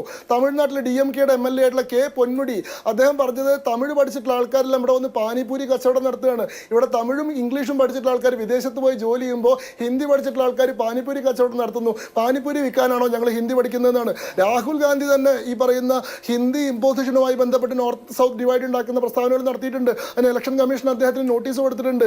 ഇവിടെ കേരളത്തിൽ കേരള യൂണിയൻ ഓഫ് വർക്കിംഗ് ജേർണലിസ്റ്റിന്റെയും ന്യൂസ് മിനിറ്റിന്റെയും ന്യൂസ് ലോണ്ടറിയുടെയൊക്കെ നേതൃത്വത്തിൽ കട്ടിംഗ് സൗത്ത് എന്ന് പറയുന്ന ഒരു മീഡിയ കോൺക്ലേവ് സംഘടിപ്പിച്ചു. ആ മീഡിയ കോൺക്ലേവ് മുഖ്യമന്ത്രി പിണറായി വിജയൻ ഉദ്ഘാടനം ചെയ്തു. ഇവിടെ United States of South India, Dravida Nadu എന്നൊക്കെ പറഞ്ഞ് ദക്ഷിണേന്ത്യയെ പ്രത്യേക രാജ്യമാക്കി വിഭജിച്ചെടുക്കാൻ വേണ്ടിയിട്ടുള്ള എത്രയെത്ര പദ്ധതികൾ കഴിഞ്ഞ കാലങ്ങളിലുണ്ടായി. ഈ കാര്യം നരേന്ദ്രമോദി ചൂണ്ടിക്കാണിക്കുമ്പോൾ ഇത് എവിടെ നിന്നുണ്ടായി നിങ്ങൾക്ക് അത്ഭുതം വരുന്നത് എനിക്ക് വളരെ സംശയമാണ്. രണ്ടാമത്തെ കാര്യം, തിരഞ്ഞെടുപ്പ് കാലത്തേക്ക്, അതായത് കോൺഗ്രസിന്റെ ഔദ്യോഗിക തീരുമാനം എന്ന രീതിയിൽ അല്ല ഞാൻ ചോദിക്കുന്നത്, ഈ രാജ്യത്തെ പാർലമെന്റിനെ പറ്റി, ഈ രാജ്യത്തെ നിയമവ്യവസ്ഥയെ പറ്റി, രാഷ്ട്രീയ തീരുമാനങ്ങളെ പറ്റി, ഇതിന്റെ അഖണ്ഡതയെ ഭേദിക്കുന്ന നിലപാടിനെ പറ്റിയൊന്നും ഒരറിവും രാജ്യത്തിന്റെ പ്രധാനമന്ത്രിക്കും BJPക്കും ഇല്ലേ? ഇതൊക്കെ പറഞ്ഞാൽ നടപ്പിലാകും എന്നാണോ നിങ്ങളുടെ ഉത്തമ വിശ്വാസം? ഇതിപ്പോ BJP പ്രധാനമന്ത്രിയും പറയുമ്പോൾ BJP പ്രധാനമന്ത്രിയും പറയുമ്പോൾ നിങ്ങൾ അങ്ങനെ നടക്കില്ല എന്ന് വിചാരിച്ച പല കാര്യങ്ങൾ, നടക്കില്ല എന്ന് ജനാധിപത്യ ഇന്ത്യ വിചാരിച്ച പല കാര്യങ്ങൾ നടപ്പിലാക്കിയിട്ടുണ്ട്. 70 വർഷം കോൺഗ്രസ് ഇരുന്നപ്പോഴുള്ള തെറ്റുകൾ തിരുത്തി എന്ന് നിങ്ങൾ പറയുന്ന പല കാര്യങ്ങൾ നിങ്ങൾ നടപ്പിലാക്കിയിട്ടുണ്ട്. അതുപോലെയാണോ ഇതൊന്നും നടപ്പിലാകില്ല എന്നത്? പാർലമെന്റിനെ കവച്ചു വെച്ചുകൊണ്ട്, പാർലമെന്റിനെ അപ്രസക്തമാക്കിക്കൊണ്ട് ഇതൊക്കെ നടപ്പിലാകുന്നാണോ? നാളെ ആരെങ്കിലും എടുത്ത് മുറിച്ചു മാറ്റാൻ കഴിയുന്ന ഒന്നാണോ രാജ്യം ഇന്ത്യ? നോക്കൂ, ഇതൊന്നും നടപ്പിലാവാത്തതിന്റെ കാരണം ഈ ആഗ്രഹങ്ങൾ വെച്ച് പുലർത്തുന്ന ആളുകൾക്ക് അധികാരമില്ലാത്തത് കൊണ്ടാണ്. ഇവരിപ്പോ വഴിയരികിൽ ഇരുന്നുകൊണ്ട് പൊലമ്പിക്കൊണ്ടിരിക്കുകയാണ്. ഇവരിപ്പോ പാർലമെന്റിനകത്ത് ഇവർക്ക് ശക്തിയില്ല. നേരെ തിരിച്ച് ഈ മനോഭാവം വെച്ച് പുലർത്തുന്ന ആളുകൾക്ക്, സനാതന ധർമ്മത്തെ മലേറിയയും ഡങ്കൂനെയും പോലെ ഉന്മൂലനം ചെയ്യണമെന്ന് പറയുന്ന ആളുകൾക്ക്, ശക്തി എന്ന് പറയുന്ന ഹിന്ദു ധർമ്മത്തിലെ സിദ്ധാന്തത്തെ ഞങ്ങൾക്ക് ഉന്മൂലനം ചെയ്യണമെന്ന് പറയുന്ന ആളുകൾക്ക്, വടക്കേ ഇന്ത്യക്കാരെല്ലാം പാനിപൂരി വിൽക്കുന്നവരാണെന്ന് പറയുന്ന ആളുകൾക്ക്, ദക്ഷിണേന്ത്യനെ